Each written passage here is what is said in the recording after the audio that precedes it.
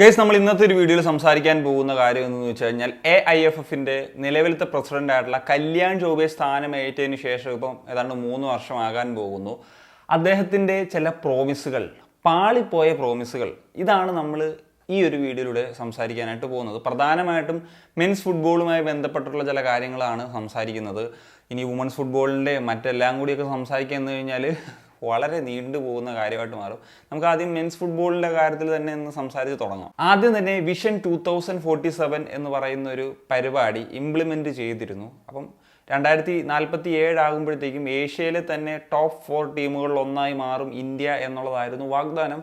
2047 ആകാൻ ഇനിയും 22 വർഷങ്ങളുണ്ടാകും, നമുക്ക് നോക്കിക്കാണാം. പക്ഷേ അതിൽ പറഞ്ഞിരുന്നൊരു കാര്യമാണ് 2026 ആകുന്ന സമയമാകുമ്പോഴത്തേക്കും ടോപ്പ് 10 നേഷൻ ഇൻ ഏഷ്യ എന്ന നിലയിലേക്ക് എത്തും. അതുപോലെ തന്നെ വേൾഡ് കപ്പ് ക്വാളിഫയേഴ്സിൻ്റെ 3ാമത്തെ റൗണ്ട് കളിക്കും എന്നൊക്കെയുള്ള കാര്യമായിരുന്നു ഉണ്ടായിരുന്നത്. അപ്പം വേൾഡ് കപ്പിൻ്റെ 3ാം റൗണ്ട് മത്സരങ്ങൾ കളിക്കുന്നത് ഏഷ്യയിലെ ടോപ്പ് 18 ടീമുകളാണ്. ആ 18 ടീമായി മാറാൻ ഇന്ത്യക്ക് സാധിച്ചിട്ടില്ല എന്നുള്ളതാണ്. നിലവിൽ ഏഷ്യൻ കപ്പിൻ്റെ പോലും യോഗ്യത നേടുമോ എന്നുള്ള കാര്യത്തിൽ ഒരു സംശയത്തിൽ നിൽക്കുകയാണ് എന്നുള്ളതാണ്. അതായത് 24 ടീമുകൾ, ഏഷ്യയിലെ ബെസ്റ്റ് 24 ടീമുകൾ പാർട്ടിസിപ്പേറ്റ് ചെയ്യുന്ന ടൂർണമെൻറ്റാണ്. നിലവിൽ ഫിഫ റാങ്കിങ് എടുത്തു കഴിഞ്ഞാൽ AFC റീജിയനിൽ തന്നെ 24ാം സ്ഥാനത്താണ് ഇന്ത്യ എന്നുള്ളതാണ്.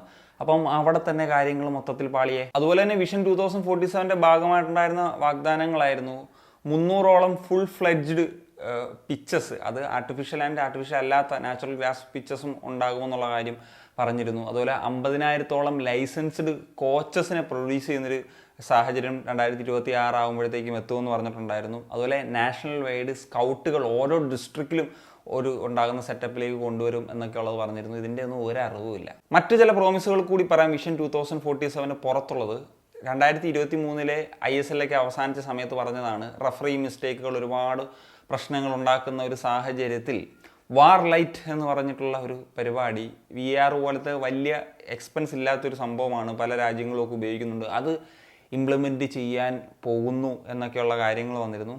2 വർഷമായി ഇതേവരെ ഇംപ്ലിമെൻറ്റ് ചെയ്തിട്ടില്ല എന്ന് മാത്രമല്ല, നിലവിൽ ആ വാർ ഇംപ്ലിമെൻറ്റ് ചെയ്യാനായിട്ട് ISL തന്നെ ഈ സീസണിൽ ഉണ്ടാകുമോ എന്നുള്ള ഒരു അൺസർട്ടനിറ്റിയിൽ നിൽക്കുകയാണ് എന്നുള്ളതാണ്. അടുത്തൊരു കാര്യം, ലീഗിൻ്റെ ക്വാളിറ്റി ഇമ്പ്രൂവ് ചെയ്യും, പ്രത്യേകിച്ച് ബ്രോഡ്കാസ്റ്റിംഗ് ക്വാളിറ്റി ഇമ്പ്രൂവ് ചെയ്യും എന്നുള്ളൊരു കാര്യം പറഞ്ഞിരുന്നു. നിലവിലും ഓരോ സീസൺ ആകുമ്പോഴത്തേക്കും ഏത് ചാനലിലാണ് സ്ട്രീമിംഗ് ഉണ്ടാകുമോ, ഇങ്ങനെ അൺസർട്ടനിറ്റി നിന്നിട്ട് അവസാനം ആർക്കെങ്കിലും കൊടുത്ത് വലിയ ഗുണമില്ലാത്ത രീതിയിലുള്ള ടെലികാസ്റ്റിംഗ് പരിപാടികളൊക്കെയാണ് ചെയ്യുന്നത്. അതുപോലെ നാഷണൽ ടീമിൻ്റെയൊക്കെ ട്രാവലുമായിട്ട് ബന്ധപ്പെട്ടുള്ള കാര്യത്തിൽ വളരെ മികച്ച രീതിയിലുള്ള കാര്യങ്ങൾ ചെയ്യുമെന്ന് പറഞ്ഞിരുന്നു. പക്ഷേ അത് തന്നെ പൊളിഞ്ഞു. ഇപ്പോൾ അഫ്ഗാനിസ്ഥാനെതിരായിട്ടുള്ള മത്സരത്തിൽ ഇന്ത്യ ട്രാവൽ ചെയ്ത് അതിൽ തന്നെ ഒരുപാട് പ്രശ്നങ്ങളുണ്ടായിരുന്നു. അത് കാരണം ആണ്, അതും ഒരു ഫാക്ടറായി മാറിയേക്കാം ഇന്ത്യക്ക് നന്നായിട്ട് കളിക്കാം. കാരണം നല്ല യാത്രാക്ഷീണമൊക്കെ ഉണ്ടെങ്കിൽ അത് മത്സരത്തെ ബാധിക്കുമല്ലോ. അങ്ങനെ നമ്മൾ 3ാം റൗണ്ടിലേക്ക് പുറത്താകുന്ന സാഹചര്യം വരെ എത്തി എന്നുള്ളതാണ്.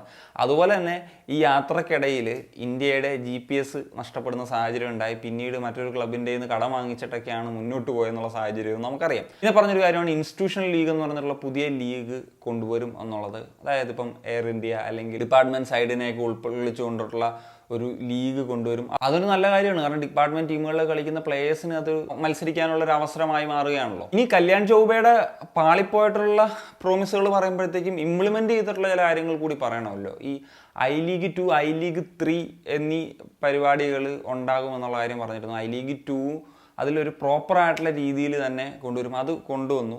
ലീഗ് 3 ഇപ്പം കൂടുതൽ ടീമുകളെ പങ്കെടുപ്പിക്കുന്ന രീതിയിലേക്കും കൊണ്ടുവന്നു. അത് ഇംപ്ലിമെൻറ്റ് ചെയ്യാനായിട്ട് സാധിച്ചു എന്നുള്ളതാണ്. പക്ഷേ ഇപ്പോഴും ഒരുപാട് ക്ലബ്ബുകളെ ഉണ്ടാക്കിയെടുക്കും, നമ്പർ ഓഫ് ക്ലബ്സിൻ്റെ എണ്ണം കൂട്ടുമെന്നൊക്കെയുള്ള ഒരു കാര്യം പറഞ്ഞിരുന്നു കല്യാൺ ചൗബെ. പക്ഷേ എന്താണ് ഈ ക്ലബ്ബുകളുടെയൊക്കെ ഒരു ഫ്യൂച്ചറായിട്ടുണ്ടാകുക, അവരെങ്ങനെയാണ് ഇതിൽ നിന്ന് സസ്റ്റൈനബിളായിട്ട് മുന്നോട്ട് കൊണ്ടുപോകുക എന്ന് പറയുന്നതിൻ്റെ യാതൊരു വിധത്തിലുള്ള ഒരു പ്ലാനും ഇട്ടിട്ടില്ല എന്നുള്ളതാണ്.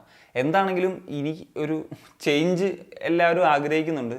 പലരും ഇപ്പം ബൈച്ചും കൂട്ടിയുടെയൊക്കെ പേര് പറയുന്നുണ്ട്. കല്യാൺ ചൗബെയാണ് AFFന്റെ പ്രസിഡൻ്റായിട്ട് ആദ്യമായിട്ടൊരു എക്സ് ഫുട്ബോളർ എന്ന നിലയിൽ വരുന്നത്. അത് ഏറ്റവും ഒരു ദുരന്തം അവസ്ഥയിലേക്ക് പോയി എന്നുള്ളത് നമ്മൾ കണ്ടിട്ടുള്ളതാണ്. അതായത് ഒരു മുൻ ഫുട്ബോളർ വന്നിട്ടും കാര്യമില്ല എന്നുള്ളത് അർത്ഥം. നല്ല ഒരു അഡ്മിനിസ്ട്രേറ്ററാണ് വേണ്ടത്. ഈ പറഞ്ഞതുപോലെ കാര്യങ്ങൾ ഓർഗനൈസ് ചെയ്ത് മീറ്റിംഗൊക്കെ സെറ്റപ്പ് ചെയ്ത് നമ്മളെ ഒരു വളരെ വിഷണറിയോടുകൂടി മുന്നോട്ട് കൊണ്ടുപോകാൻ കഴിയുന്ന തരത്തിലൊരാളാണ് വേണ്ടത്. അല്ലാണ്ട് എക്സ് ഫുട്ബോളറാണ്. ഇവിടെ എക്സ് ഫുട്ബോളർ പല പോസ്റ്റുകളിൽ ഇരുന്നിട്ട് വിടുവായുത്തരങ്ങളും മണ്ടത്തരങ്ങളൊക്കെ പല ആളുകൾ, കല്യാൺ ചൗബെ മാത്രമല്ല പല ആളുകളും പറയുന്നത് നമ്മൾ കണ്ട് അന്താളിച്ചിട്ടുണ്ട്. ഇവരൊക്കെ ആസ് എ പ്ലെയർ എന്ന നിലയിൽ ലെജൻസ് ആയിരിക്കും, പക്ഷേ ഈ പറഞ്ഞ അഡ്മിനിസ്ട്രേഷൻ അല്ലെങ്കിൽ ഇങ്ങനത്തെ ജോലികളിലൊക്കെ ഇരുന്നിട്ട് കോമൺ സെൻസ് ഇല്ലാത്ത കാര്യങ്ങളൊക്കെയാണ് വിളിച്ചു പറയുന്നത് നമ്മൾ കണ്ടിട്ടുള്ളത്. അപ്പം ദാറ്റ്സ് ഇറ്റ് ഗേസ്. അപ്പോൾ നിങ്ങളുടെ ഒപ്പീനിയൻസ് എന്താണ്? തീർച്ചയായിട്ടും കമ്പോസ് ചെയ്യാൻ ഒരു സൈനിക